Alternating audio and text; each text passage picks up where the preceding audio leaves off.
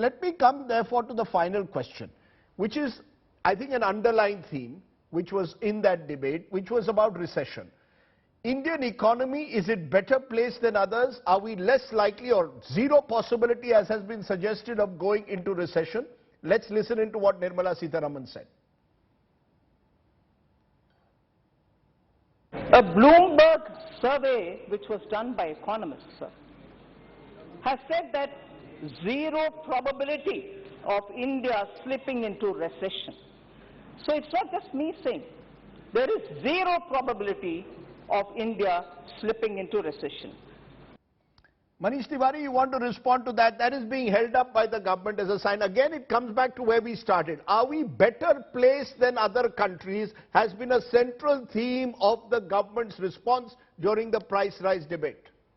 Well, I do hope and pray that India does not go into a recession. But having said that, when you make a comparison with the United States of America or Japan, you're really making an erroneous comparison for the simple reason those economies are 16 or 18 trillion dollar economies, and their growth rate has historically been at about 2 or 3%.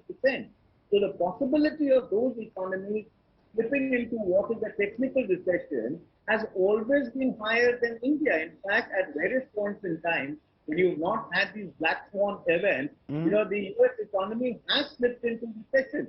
But for a country like India, where you require 8% economic growth in order to serve the employment and the other needs of the country, and to think of going into recession from those numbers that unfortunately are not visible today because of the mismanagement since 2016, would be extremely unfortunate. Okay, Jai Panda,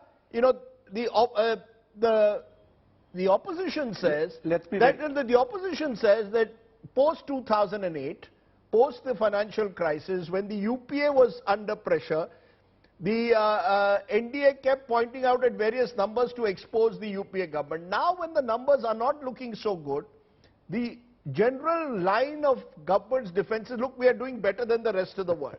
Now, for many, that's not good enough. There is a job cry. Why not admit that some of the data suggests the glass is half empty? There are some good points. We're not in a V-shaped recovery. It could well be a K-shaped recovery. There's a declining growth. Why not accept this rather than saying all is well, look at the rest of the world, we are better off? Rajdeep, it's bizarre that you are repeating Manish's point as a question, because post-2008, the UPA government's underbelly was shown up because of their policy paralysis. The Indian economy tanked. And all those numbers, high inflation, low growth, are there on the record. Right now, we have had two major global crises. One, the pandemic, and the conflict in Ukraine. And the numbers are very clear. The fastest growing large economy in the world is India. So, I mean, obviously we should celebrate that. And lower inflation than almost every other country. Of course we should celebrate that. It's not a question of saying we are doing better than the world. The whole world has been impacted and we have done better. It's a fact. Now, let me point out that you asked about recession and stagflation. Your viewers need to know the exact definition. The definition of recession is 2 quarters of negative growth, which has happened in the US. And far from negative growth, we have the world's highest growth. Then the other thing is, you should have low growth and high inflation to be called stagflation. We have just the opposite. We have high growth and moderate inflation below the rest of the world. So there is no question of that. Is why Bloomberg surveys and others are saying that there is zero chance of stagflation or recession in India. Look, I want to conclude by saying that you cannot minimize the fact that 800 million people got grains and food throughout the last almost 2.5 years, starting from the pandemic. Now, this has been made possible by the Modi government's very conservative fiscal control of the economy. Remember, 2 years ago, the rest of the world was throwing money at the problem, and the Modi government was targeting money at the poor. Now, you, Rajdeep, neither you nor Manish nor I may have received those food grains help. So maybe the audience in which we discuss this in Delhi's elite circles may not appreciate it. But 800 million people is a very large number who have been saved from inflation, who have been saved from the misery of the world economic situation because of these steps. And I can tell you that they dearly appreciate it. You want a final quick last word, Mr. Tiwari?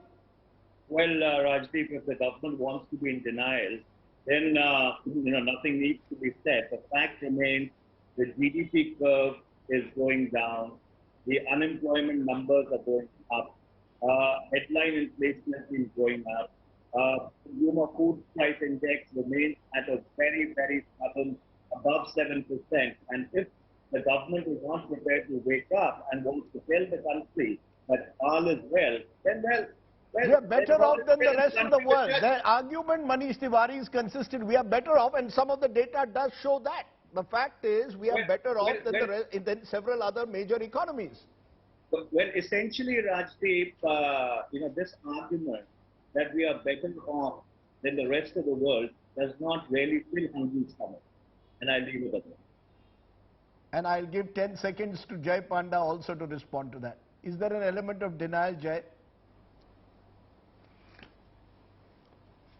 Look, there is no element of denial. We have faced very real challenges, and everybody from Prime Minister Modi himself has addressed and faced those challenges squarely head-on, starting with the pandemic 2.5 years ago and over the last 6 months with the Ukraine conflict. And I've spelled out all the steps that have been taken, which is why India is better off than, even our neighbors are collapsing, and major economies like the US are going into recession.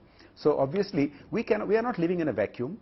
We are impacted by what is happening in the rest of the world, especially by oil prices. Right. And we can't say that, forget about what is happening in the rest of the world, we should uniformly in a vacuum, we should be in a perfect situation. That's not reality, that's not life.